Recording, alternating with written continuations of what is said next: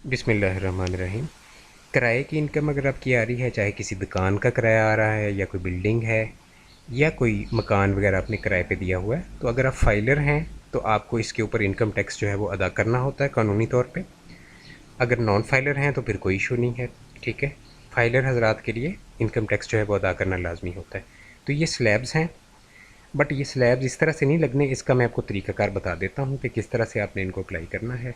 मिसाल ले लें कि एक जो बंदा है उसका साल का 40 लाख रुपया किराया आ रहा है। 40 लाख रुपये। अब जब आपने ये अमाउंट 40 लाख की IRIS में डालनी है तो IRIS ने इसमें से 1/5 माइनस कर देना है रिपेयर वाला। ठीक है, रिपेयर की मद में FBR जो है 1/5 अलाउ कर देता है, किराए का माइनस कर देता है। तो इसमें से अब 1/5 इसका बनता है जी 8 लाख, तो इसमें से 8 लाख जो है IRIS ने खुद ब खुद माइनस कर देना है। तो नेट आपकी अमाउंट जो है वो 32 लाख की बननी है। इस तरह आपका कोई भी जो किराया है वो जब आप IRIS में डालेंगे तो 1/5 जो है रिपेयर की मद में ऑटोमेटिकली माइनस कर देगा IRIS, देन आप पे ये रेट लगेगा। ठीक है, अब यहाँ पे हमारा 40 एक्चुअल आया था, IRIS में वो नेट रह जाएगा 32। जब हम IRIS में इनकम फ्रॉम प्रॉपर्टी में हम डालेंगे तो 32 लाख रह जाएगा। 32 लाख के ऊपर अब आप स्लैब यहाँ से तलाश करेंगे कौन सी लगनी है। ठीक है, तो आप ये देख सकते हैं कि डज़ नॉट एक्सीड 32 लाख वाली जो स्लैब है, ये स्लैब नंबर 4 यहाँ पे लागू होगी। ठीक है, तो इन स्लैब्स को डिस्कस कर लेते हैं। किराए का मैंने आपको बता दिया कि किस तरह से आपने जो है कैलकुलेट करना है। बेसिकली मैंने टेक्निकल चीज़ आपको बताई है इसमें। ठीक है, तो कि किराए के अंदर से 1/5 की अमाउंट जो है वो IRIS हमारा जो होता है इनकम फ्रॉम प्रॉपर्टी का हेड, वो ऑटोमेटिकली माइनस करता है, फिर ये स्लैब लगती है। ठीक है, ये बात याद रखनी है आपने।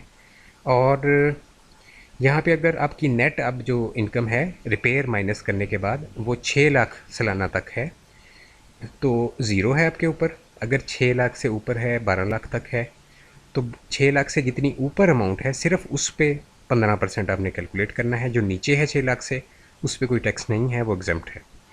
अगर 12 लाख से ऊपर आपकी अमाउंट है और इन आपकी जो अमाउंट है किराए की वो 16 लाख तक है, और ये भी नेट किराया है, ये सारे जो रेट्स हैं नेट किराए के ऊपर आपने लगाने हैं। ठीक है जी, 12 लाख से ऊपर है और 16 लाख तक है तो देन 90,000 फिक्स है। 20% ऑफ अमाउंट जो है 12 लाख से ऊपर जितनी अमाउंट है उसका 20% आपने इसमें जमा करना है। अच्छा, इसके बाद जनाब टैक्सेबल इनकम आपकी एक्सीड कर रही है 16 लाख से, यानी 16 लाख से ऊपर है और 32 लाख तक है तो 1,70,000 फिक्स अमाउंट है, और इसमें 30% ऑफ अमाउंट आप ऐड करेंगे 16 लाख से जो ऊपर है उस। ठीक है, यानी 16 लाख से जो ऊपर है उस पर 30% कैलकुलेट कर लें, उसमें जमा कर लें 1,70,000। मज़ीद हम आगे जा रहे हैं जनाब, 2 स्लैब्स और हैं।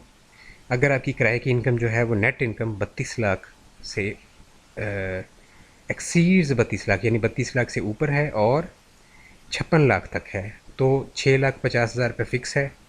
प्लस इसमें करेंगे अगर कोई अमाउंट जो है वो 32 लाख से जितनी ऊपर है तो उसका आप 40% कैलकुलेट करके 6,50,000 में जमा कर देंगे। इस तरह स्लैब नंबर 6 है।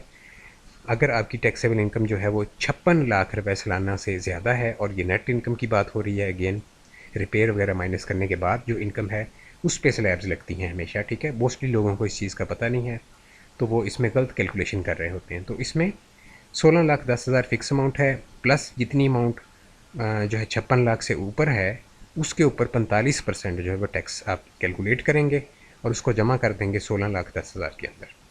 तो इससे ऊपर कोई स्लैब नहीं है, इससे ऊपर 56 लाख से ऊपर जितनी भी अमाउंट होगी उस पर यही रेट लगेगा। ठीक है, यही फार्मूला जो है वो आप यूज़ करेंगे। बाकी इनकम फ्रॉम प्रॉपर्टी जो है इसके ऊपर सेक्शन के ऊपर भी मेरी 25-30 मिनट की वीडियो मौजूद है, और इसका मुकम्मल प्रोसीजर भी मैंने गाइड किया हुआ है बड़ी डिटेल के अंदर कि किस तरह से आपने ये इनकम जो है वो ऐड करनी है।